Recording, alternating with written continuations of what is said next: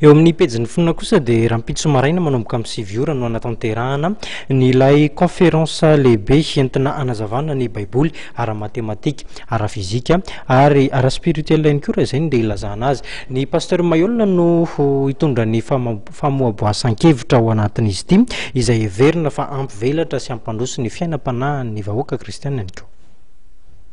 Eo anivon'ny fiangonana Apocalypse eto Madagasikara izay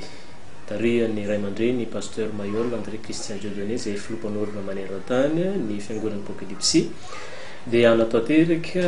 conférence lehibe izay ho tanterahana ny alahady fa 4 ny volana febroary ho avy zao tontolo andro manomboka amin'ny 7 maraina dia miato amin'ny 12 sasany dia mitohy indray ny amin'ny 2 sasany dia mifarana any amin'ny 5 sasany amin'ny 1 sasany ariva.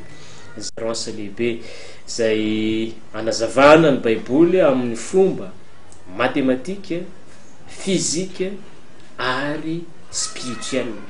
Misy démonstration mathématique ou misy démonstration physique ou misy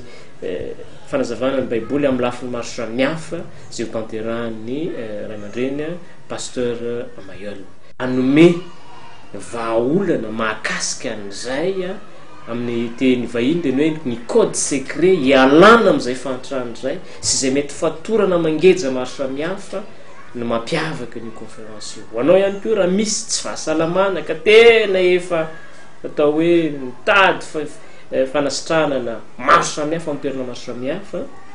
tsy nahita an'izany dia zao tonga andramo ihany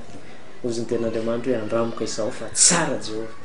Maimaim-pao io conférence io tsy misy vidim-pidirana ary tsy misy rakotro tatazana ihany koa fa ny omanina kosa ho an'izay mpanatrika ny lady tsy misy an'ity ny 4 volana fa ny mpanatrika ny larobila ka misy zoma satria ariva io dia misy fitaterana dia saram-pitaterana ihany no omanina zay tsy miova fa ohatrany saram-pitaterana hitondreny vohatra ihany satria ny fiangonana Apocalypse eto Madagasikara fikambana Apocalypse eto Madagasikara dia mitatitra ary zay nge ny ilanan'ireo fiara be dehibe ireo fitaterana ny olona anatrika an'izany.